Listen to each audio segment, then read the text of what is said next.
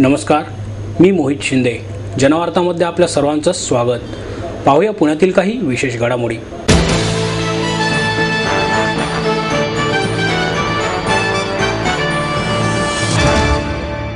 बाळासाहेब ठाकरे यांच्या जयंतीनिमित्त पक्षनिष्ठेचे शिवबंधन बांधण्यासाठी शिवसेनेने विराट जाहीर सभेचे आयोजन केले होते.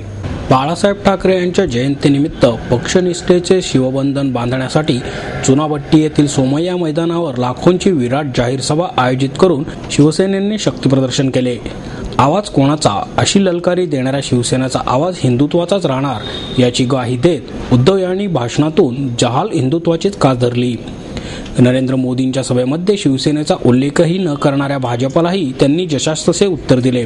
शिवाय शक्ती प्रदर्शनातून काँग्रेस राष्ट्रवादीलाही आव्हानांचे संकेत दिले. पंतप्रधानपद डोळ्यांपुढे ठेवून सर्वसामान्यतेसाठी हिंदुत्वाचा आग्रह मवाळ करत विकासाच्या राजकारणाची कास धरण्याचा प्रयत्न असलेल्या मोदींचा उद्धव यांनी भाषणात उल्लेखही केला नाही. मोदी हिंदुत्वाचा एकही मुद्दा सध्या उच्चारत नसताना शिवसेना मात्र अजूनही हिंदुत्वाच्या मुद्द्यावर कायम असल्याचे उद्धव ठाकरे यांनी अधोरेखित केले. तपास यंत्रणांनी पकडलेल्या निष्पाप मुस्लिमांना सोडा असे म्हणणारे देशाचे गृहमंत्री सुशीलकुमार शिंदे हे निष्पाप असणाऱ्यांच्या पुढे धर्म का लावतात असा सवाल उद्धव यांनी केला. शंकराचार्यांना खुनाच्या आरोपाखाली 9 वर्षे जात झाला, मात्र ते त्यातून निर्दोष सुटले. हेच जर इतर धर्मांच्या गुरूंबाबत झाले असते तर त्यांनी देश पेटवला असता असेही ते म्हणाले. हिंदूंच्या पोटी जन्माला आलो तर हिंदुस्थानात हिंदू म्हणून घेणे हा गुन्हा आहे का असा सवाल त्यांनी केला. महाराष्ट्राच्या कानाकोपऱ्यातून या सभेसाठी जसे कार्यकर्ते जमले होते तसेच शिवसेनेचे हृदय समजल्या जाणाऱ्या मुंबई आणि ठाण्यातूनही शिवसेनेच्या नावाचा गजर करत तरुणांचे जथ्थेच्या जथ्थे या सभेसाठी आले होते. बाळासाहेब ठाकरेंच्या सभेला जमताना दिसणारा जोश आणि उत्साह या गर्दीमध्ये दिसत होता. सभेला जमलेल्यांमध्ये महिला आणि तरुणांचे प्रमाण लक्षणीय होते. काँग्रेसच्या पंतप्रधानांचा हा प्रजासत्ताक दिन शेवटचा असेल. पुढील 23 जानेवारीला आपल्या कार्यक्रमाला देशाचे पंतप्रधान आणि राज्याचा मुख्यमंत्री दोन्ही उपस्थित असतील असे उद्धव ठाकरे यांनी म्हणताच टाळ्यांचा कडकडाट झाला. बाळासाहेब ठाकरेंची चित्रफित दाखवून त्यांनी शिवसैनिकांना दिलेली पक्षनिष्ठेची शपथ घ्यायला लावली. तसेच उद्धव यांनीही उपस्थितांना बाळासाहेबांना स्मरून शपथ घ्यायला लावली. यात मराठी आणि महाराष्ट्राच्या अस्मितेला जपण्याबरोबरच हिंदुत्वाचा मुद्दाही होता.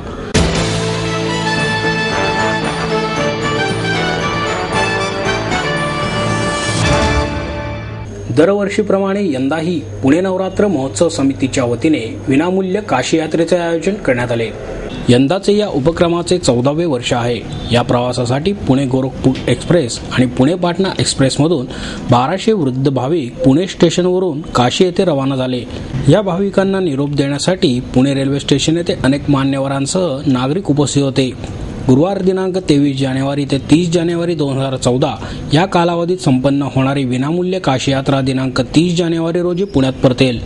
पुणे नवरात्र महोत्सवाच्या वतीने गरीब आणि वृद्ध भाविकांसाठी विनामूल्य काशी यात्रेचे आयोजन पुण्याहून नगरसेवक आबा बागुल यांनी 14 वर्षांपूर्वी सुरू केले. त्यापासून प्रेरणा घेऊन अनेकांनी काशी, अजमेर, 5 ज्योतिर्लिंग, अष्टविनायक अशा यात्रा सुरू केल्या. आबा बागुल यांनी सुरू केलेल्या विनामूल्य काशी यात्रा उपक्रमात आतापर्यंत केवळ पुणेच नव्हे तर संपूर्ण महाराष्ट्रातून 50,000हून अधिक गरीब आणि वृद्ध भाविकांनी काशी यात्रेचा लाभ घेतला आहे. वृद्ध मातापित्यांची विनामूल्य काशी यात्रा घडवणाऱ्या आबा बागुल यांना संपूर्ण महाराष्ट्रात अनेक ठिकाणी श्रावणबाळ पुरस्काराने सन्मानित करण्यात आले आहे. ही काशी यात्रा 23 जानेवारी रोजी पुण्याहून निघून दिनांक 24 जानेवारी रोजी रात्री 10 वाजता वाराणसी येथे पोहोचेल. दिनांक 25 जानेवारी रोजी गंगा स्नान आणि काशी विश्वेश्वराचे दर्शन घडवले जाईल. त्यात संध्याकाळी गंगा घाटावर 10,000 पंट्या सोडून गंगा पूजन आणि दीप आरती केली जाणार आहे. दुसऱ्या दिवशी 26 जानेवारी रोजी अलाहाबाद येथे त्रिवेणी संगमात स्नान, प्रसिद्ध विद्यांचल देवीचे दर्शन आणि सीतामढी येथील सीतादेवीचे दर्शन आयोजित केलेले आहे.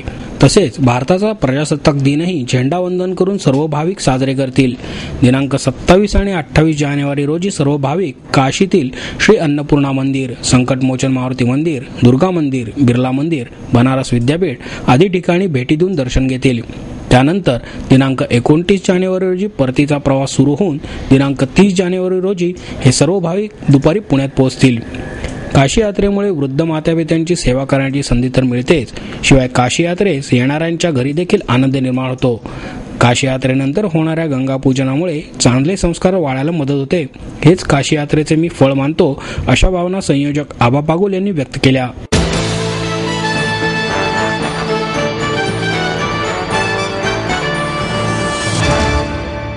माहेर सोडून सासरी आले.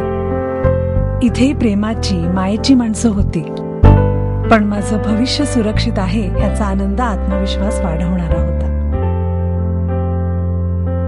समृद्ध Jeevan multistate multipurpose cooperative society limited. गुंतवणूक भावनांची, आनंद लक्षावधीचा.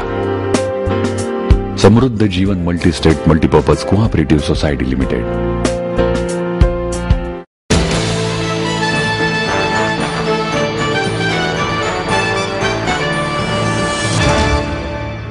PMPMLचे पुन्हा विभाजन करण्याचा निर्णय पुणे महापालिकेच्या मुख्य सभेत घेण्यात आला.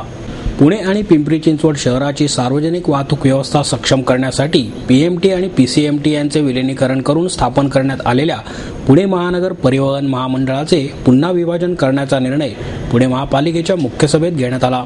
यासंबंधीचा अंतिम निर्णय घेण्याचे अधिकार मात्र मुख्यमंत्री आणि उपमुख्यमंत्री यांना देण्यात आले आहेत. राष्ट्रवादी काँग्रेसचा या विभाजनाला विरोध असतानाही मुख्य सभेत मात्र एकमताने हा ठराव मंजूर करण्यात आला. पुणे आणि पिंपरी चिंचवड या शहरांची वाढलेली लोकसंख्या, झालेला भौगोलिक विस्तार ही बाब लक्षात घेता नागरिकांना सक्षम सेवा देण्यासाठी पूर्वी PMT आणि PCMT यांचे विलिनीकरण करण्याचा निर्णय डिसेंबर 2007 मध्ये राज्य शासनाने घेतला. त्यानंतर PMPML ही स्वतंत्र कंपनी अस्तित्वात आली. मात्र गेल्या 7 वर्षात PMPचा कारभार सुधारण्याऐवजी अधिकच बिघडला.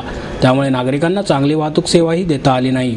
त्यामुळे PMPचे पुन्हा विभाजन करून पूर्वीप्रमाणेच PMT आणि PCMT वेगवेगळ्या करण्यात यावेत अशा प्रस्ताव काँग्रेसचे नगरसेवक अविनाश बागवे यांनी 4 महिन्यांपूर्वी मुख्य सभेपुढे मान्यतेसाठी ठेवला होता. या विलिनीकरणाच्या प्रस्तावात भाजप, मनसे आणि शिवसेना या पक्षांनीही पाठिंबा दिला होता, तर राष्ट्रवादी काँग्रेसचा मात्र PMPच्या विभाजनाला विरोध होता. त्यामुळे 4 महिन्यांपासून या प्रस्तावावर निर्णय होऊ शकला नाही. गुरुवारी मुख्य सभेत हा प्रस्ताव पुन्हा मान्यतेसाठी आल्याने राष्ट्रवादी काँग्रेसने घुमजाव करत त्यास पाठिंबा दिला. केवळ हा ठराव मान्य करून तो महाराष्ट्र शासनाकडे पाठवण्याऐवजी मुख्यमंत्री आणि उपमुख्यमंत्री यांनी त्यावर निर्णय घेण्याची उपसूचना राष्ट्रवादी काँग्रेसने मांडली आणि ती मान्य करत अवघ्या काही मिनिटांमध्ये एकमताने विभाजनाचा हा ठराव मंजूर करण्यात आला.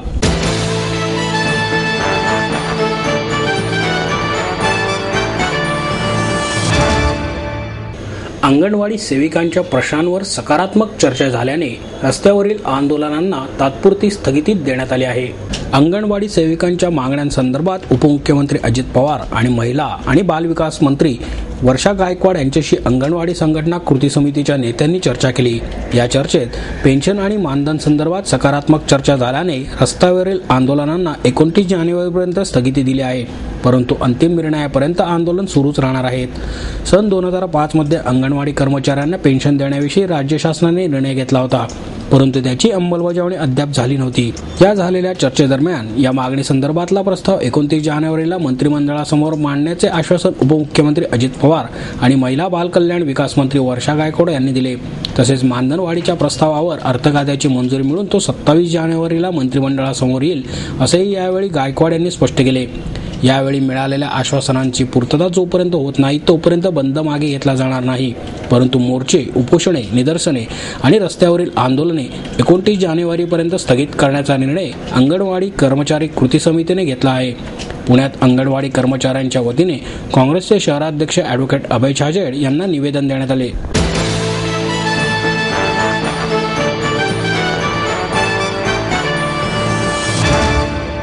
आई वडिलांनी पै जमवून मला शिकवण्याचा निर्णय घेतलेला कळत होता.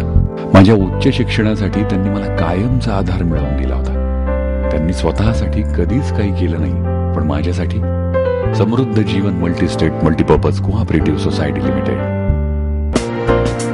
गुंतवणूक भावनांची, आनंद लक्षावधीचा.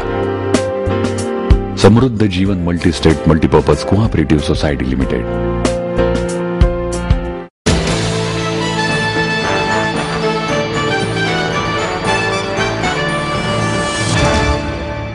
विविध प्रलंबित मागण्यांसाठी दगडखाण कामगारांनी तहसीलदार कार्यालयावर मोर्चा काढला. दगडखाण कामगारांना रेशन कार्ड, आधार कार्ड, शासकीय योजनांचा लाभ, पुरेसे केरोसिन आणि स्वस्त धान्य मिळावे या मागण्यांसाठी दगडखाण असंघटित कामगार विकास परिषदेच्या नेतृत्वाखाली कामगारांनी शनिवार वाड्यापासून तहसीलदार कार्यालयावर खाटली पोटली ताटली मोर्चा काढला. यावेळी नायब तहसीलदार शेखर परब यांनी 15 दिवसांमध्ये मागण्यांची पूर्तता करण्याचे आश्वासन दिले. वाघोली, मोशी, वडगाव शिंदे येथील 275 कुटुंबे 2007 पासून रेशन कार्डची मागणी करत आहेत. त्यांना त्वरित रेशन कार्ड देण्याची मागणी परिषदेचे अध्यक्ष BM रेगे यांनी केली. तसेच वाघोली येथील क्रांती बचत गटाकडील रेशन कार्ड धारकांना पुरेशा प्रमाणात धान्य, केरोसिन मिळत नाही. 634 कुटुंबांची फाटलेली रेशन कार्ड बदलून मिळावीत असेही रेगे यांनी सांगितले. वाघोली येथील गायरान जमिनीवर राहत असलेल्या कामगारांच्या कुटुंबांच्या लेआउट संबंधी कार्यवाही केली जाईल. तसेच मोशी येथे कामगारांच्या घरांकरता आरक्षित भूखंडाची पाहणी करून जिल्हाधिकाऱ्यांना अहवाल सादर करण्याचे आश्वासन परब यांनी दिले.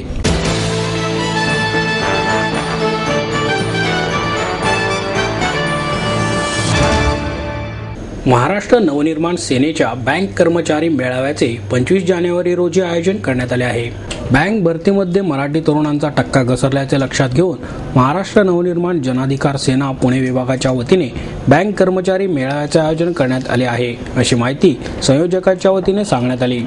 येत्या शनिवार दिनांक 25 जानेवारी रोजी कात्रज येथील माऊली गार्डन मंगल कार्यालय येथे सायंकाळी 5 वाजता हा मेळावा होणार आहे, अशी माहिती पुणे जिल्हा अध्यक्ष गोकुळ शिंदे यांनी पत्रकार परिषदेत दिली असून सर्वांना उपस्थित राहण्याचे आवाहन त्यांनी केले आहे.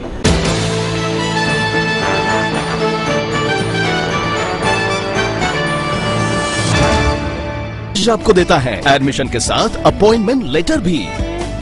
बी civil, computers, electronics, electronic and telecommunications, IT and mechanical.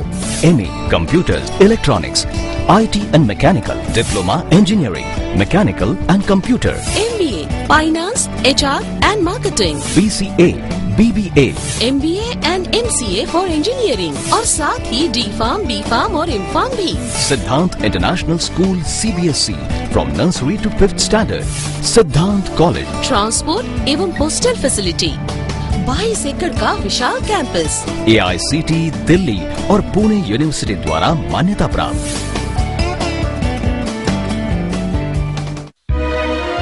समृद्ध करियर की ओर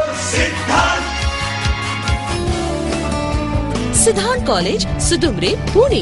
एडमिशन के लिए आज ही कॉल करें या लॉग ऑन करें.